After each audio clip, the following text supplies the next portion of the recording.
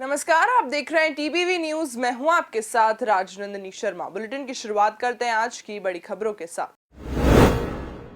प्रतापगढ़ जिले के छोटी सादड़ी के केसुंदा गांव में हुई हत्या के विरोध में बीजेपी बंद के आह्वान के दौरान छोटी सादड़ी पहुंचे नेता प्रतिपक्ष कटारिया ने कहा कि मंत्री के गांव में भाजपा का झंडा लगाने पर मार देना लोकतंत्र का तमाशा है। ये राजनीति का सबसे घटियापन है। उन्होंने कहा कि मंत्री के गांव में गांव के ही युवक की हत्या हो जाने के बाद मंत्री का धर्म बनता है कि वह आकर पीड़ित परिजनों को सांत्वना दे और घटना को अंजाम देने वाले लोगों को सख्त सजा मिले, इसके लिए कार्रवाई करे। लेकिन मंत्री का नहीं आना यह दर्शाता है कि आरोपियों को भी उनका संरक्षण प्राप्त है। आपको बता दें कि 6 अप्रैल को केसुंदा गांव में कुछ लोगों ने मंदिर दर्शन करने गए विकास प्रजापत का अपहरण कर उसके साथ मारपीट कर गंभीर घायल अवस्था में स्कूल के बाहर फेंक दिया था, जिसकी उदयपुर में उपचार के दौरान ही मौत हो गई। हालांकि पुलिस ने कार्रवाई करते हुए 4 आरोपियों को गिरफ्तार कर लिया था। मंत्री जी के गांव का ही ये बच्चा है और मंत्री जी के गांव में उसने भारतीय जनता पार्टी का झंडा लगाया। उसको कुछ लोगों ने पीट करके मार दिया। ये समाचार मंत्री जी को पहुंचा ही होगा। मंत्री जी का धर्म बनता है कि वो गांव में आकर के इस बारे में जो इन्होंने किया उनको सजा दिलाने की बात कहती है, उनके परिवार को ढांढस बजाते हैं। ये नहीं करने का मतलब ये है कि मंत्री का भी उन लोगों को प्रोटेक्शन है जिन्होंने ये वारदात की।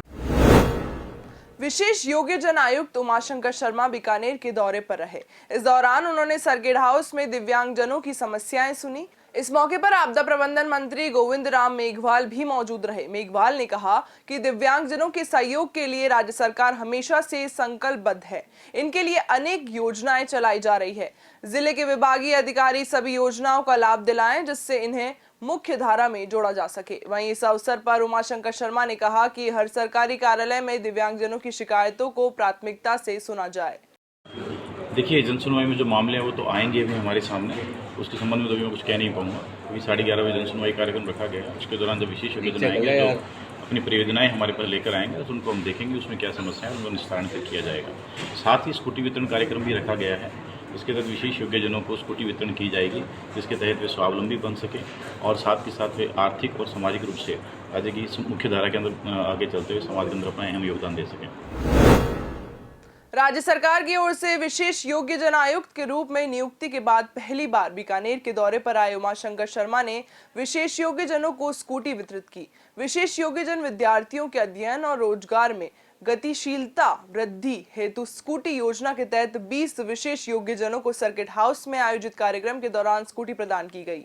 इस दौरान आपदा प्रबंधन और सहायता मंत्री गोविंद राम मेघवाल, विशेष योग्यजन आयुक्त उमाशंकर शर्मा, संभागीय आयुक्त नीरज के पवन और जिला कलेक्टर भगवती प्रसाद कलाल ने सभी लाभार्थियों को स्कूटी और हेलमेट भेंट किए।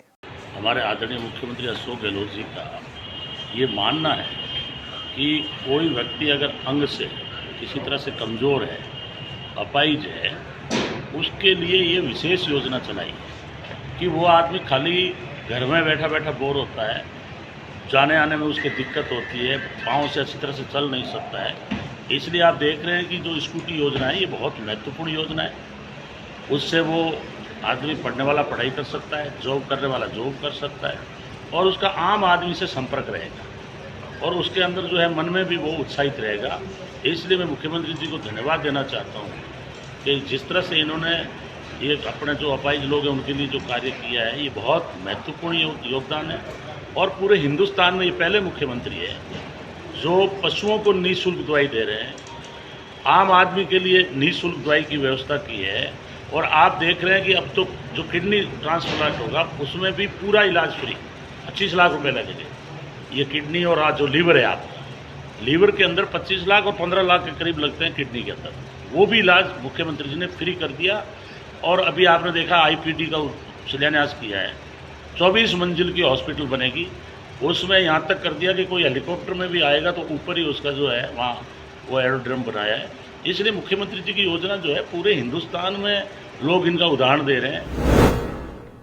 पीबीएम हॉस्पिटल में नहरबंदी के दौरान पानी की कमी को दूर करने के लिए पीबीएम हेल्प कमेटी द्वारा पानी टैंकर से जल सेवा का कार्य किया जा रहा है। आपको बता दें कि मेजर पूर्ण सिंह सर्कल से पानी के दर्जनों टैंकरों को सीएमओ डॉक्टर कपिल मिश्रा ने हरी झंडी दिखाकर रवाना किया। पीबीएम अस्पताल में रोजाना 5 लाख से 6 लाख लीटर पानी की जरूरत पड़ती है। वहीं इस भीषण गर्मी और नहरबंदी के दौरान होने पानी समस्या और बढ़ गई थी, जिसको ध्यान में रखते हुए पानी के टैंकरों की व्यवस्था की गई। सोशल मीडिया पर एक समाज विशेष के खिलाफ आपत्तिजनक पोस्ट करने के विरोध में शिवदल की ओर से जिला कलेक्टर कार्यालय के सामने प्रदर्शन किया गया।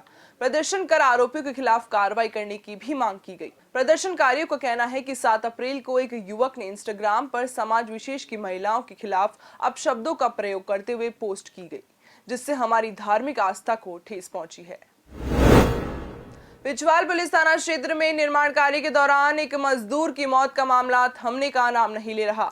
इस हादसे के बाद परिजनों ने पीबीएम अस्पताल की मोर्चरी के बाद ठेकेदार पर लापरवाही बरतने का आरोप लगाते हुए धरना शुरू कर दिया है। वहीं बता दें कि मृतक के परिजनों को 20 लाख रुपए का मुआवजा देने की भी मांग की जा रही है। बाद में कई लोगों ने जिला कलेक्टर कार्यालय के सामने प्रदर्शन कर जिला कलेक्टर को ज्ञापन भी सौंपा है। आपको बता दें कि गुरुवार को कल्याणसर निवासी संतुराम की निर्माण कार्य के दौरान नीचे गिरने से मौत हो गई थी। फिलहाल शव मोर्चरी में रखवाया गया है, जहां धरनार्थियों और पुलिस प्रशासन की सहमति बनने के बाद आगामी कार्रवाई होगी। जी सर, ये एक मजदूर आदमी है। ये सेंटरिंग के दौरान भराई करते समय नीचे गिर गए, तो अभी तक जो ठेकेदार है वो भी नहीं है और जो फैक्ट्री के मालिक है वो भी नहीं है। और इनकी जो वारदात है वो कल खत्म हो गई। ये इनका नाम सतराम है। ये कल्याणसर गांव से मेघवाल जाती है और इनकी मांग है 20 लाख रुपए। अगर मांग पूरी नहीं होती तो क्या करोगे आप? नहीं, मांग पूरी नहीं होगी तो हम डेड बॉडी यहाँ से नहीं उठाएंगे। जयपुर के राजमहल पैलेस में 4 दिवसीय रियल एस्टेट एक्सपो का आगाज हुआ। Confederation of real estate developers association of India Rajasthan द्वारा प्रस्तुत इस एक्सपो में रियल एस्टेट डेवलपर्स को अपने सर्वश्रेष्ठ प्रदर्शन के लिए तैयार किया गया है। क्रेडाई राजस्थान के प्रेसिडेंट धीरेन्द्र मदान ने बताया कि एक्सपो का उद्घाटन किया गया। उद्घाटन समारोह में राजस्थान सरकार की उद्योग मंत्री शकुंतला रावत, कैबिनेट मंत्री महेश जोशी, आरटीडीसी के चेयरमैन धर्मेंद्र राठौड़ आदि उपस्थित रहे। देखिए, रियल एस्टेट सेक्टर हमारी इकोनॉमी का एक बहुत बड़ा सेक्टर है। एग्रीकल्चर के बाद सबसे ज़्यादा एम्प्लॉयमेंट रियल एस्टेट सेक्टर देता है। इसलिए राज्य सरकार भी और रेरा भी हम ये इस प्रयास में है कि रियल एस्टेट सेक्टर को प्रोत्साहन मिले और वो प्रमोट हो। तो इस दिशा में हम अपने काम तो कर ही रहे हैं। अब क्रेडाई राजस्थान ने ये 4 दिन का रियल एस्टेट एक्सपो राजमहल होटल में शुरू किया है। उम्मीद करते हैं इससे अच्छा वातावरण बनेगा। कोरोना में इस सेक्टर को काफ़ी नुकसान हुआ है, बिल्डर्स को भी नुकसान हुआ, जो बायर्स हैं, अलॉटीज हैं, उनको भी नुकसान हुआ। अब कोरोना लगभग समाप्त हो चुका है, तो अब हम उम्मीद करते हैं कि लोग अधिक से अधिक अब अपना खुद का मकान खरीदना चाहेंगे, क्योंकि कोरोना में ये पता चल गया है कि और कुछ हो ना हो, आदमी के पास खुद का मकान होना चाहिए। ऑफिस का काम भी आज घर से होने लगा है, घर का काम भी तो घर पे होता ही है। तो हम समझते हैं कि अब कोरोना के बाद रियल एस्टेट सेक्टर में एक बड़ा जंप, एक बड़ा बूस्ट इस सेक्टर को मिलना चाहिए। ये जो 2 साल में जो कोरोना महामारी थी, एक वैश्विक महामारी थी, उसमें भी हमारे राजस्थान सरकार का मुख्यमंत्री महोदय ने जो प्रबंधन किया वो पूरे वर्ल्ड में सराहनीय रहा। उसके बाद में अब जैसे ही ये फिर उस बीच में ओमिक्रॉन की हवा आ गई थी, उसके बाद में पूरा हमारा राजस्थान की अगर रिकॉर्ड उठाकर देखें, सबसे पहले युवा को वैक्सीन फ्री लगाने का हो या पैदल नहीं चलेगा, भूखा नहीं सोएगा, ऐसी जो योजनाएं राजस्थान के मुख्यमंत्री ने चलाई, उससे राजस्थान मेरा मानना है कि सेफ रहा बाकी अदर कंट्रीज़ और अदर स्टेट की बजाय। तो अब उस कोरोना के बाद में जैसे ही उभरा है, तो हमारे चाहे उद्योग विभाग हो चाहे अदर विभाग जो भी हैं, सभी विभागों में अब काम चालू एक तेज़ गति पकड़ ली है। तो जो आज का ये क्रेडाई का प्रोग्राम है, मैं इन सभी आपको बहुत बहुत पूरे जो चेयरमैन हैं, रेरा के अध्यक्ष हैं, इन सभी को बहुत बहुत धन्यवाद और आभार व्यक्त करती हूँ कि इन्होंने एक तरह से एक ये प्रदर्शनी के रूप में यहाँ पर लगाया है कि जिससे कि ये पूरा कोई भी प्लान बनाए, चाहे फ्लैट्स का हो, चाहे बड़ी बड़ी कंपनियों के हो, ये डेवलपर्स हैं कि एक विकास की गति को किस तरीके से प्लानिंग तरीके से आगे बढ़ाने का काम कर सकते हैं। और उसमें सभी का सहयोग चाहिए, बैंक का भी चाहिए, सरकार का भी चाहिए, बिल्डर्स का भी चाहिए, फाइनेंस का भी चाहिए। तो सभी ग्रुप मिलकर के एक इस तरीके का एक नया अचीवमेंट है आज ये मैंने जो देखा है, बहुत अच्छा और बहुत सराहनीय काम है। पुष्कर में भटबाय गणेश मंदिर रोड पर सामने से आ रही बाइक को बचाने में लोडिंग टेम्पो पलट गया।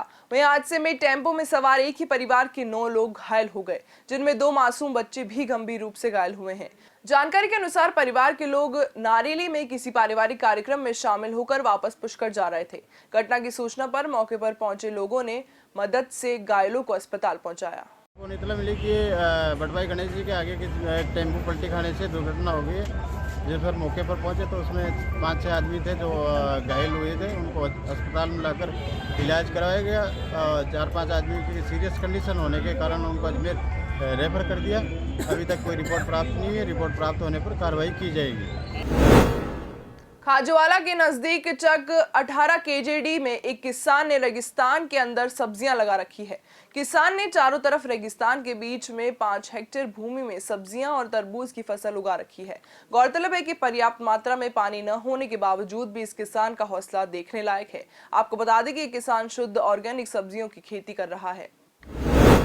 करौली में पिछले दिनों हुई हिंसा को लेकर दौसा प्रशासन अलर्ट मोड पर है, जिसके चलते जिला कलेक्टर दौसा और पुलिस कप्तान दौसा ने सीएलजी की बैठक ली। बैठक में इस महीने में आने वाले त्योहारों को भाईचारे की भावना से मनाने की भी बात कही है। साथ ही एक दूसरे के समाज पर पुष्प वर्षा कर पूरे राजस्थान में एक अच्छा संदेश देने की अपील की गई। वहीं इस दौरान पुलिस कप्तान ने कहा कि बांदीकुई में रामनवमी के पर्व पर निकलने वाली शोभा यात्रा के सफल संचालन के लिए पुलिस पूरी व्यवस्था करेगी। फिलहाल इस बुलेटिन में इतना ही। देश दुनिया से जुड़ी तमाम खबरों को देखने के लिए देखते रहिए टीपीवी न्यूज़। नमस्कार।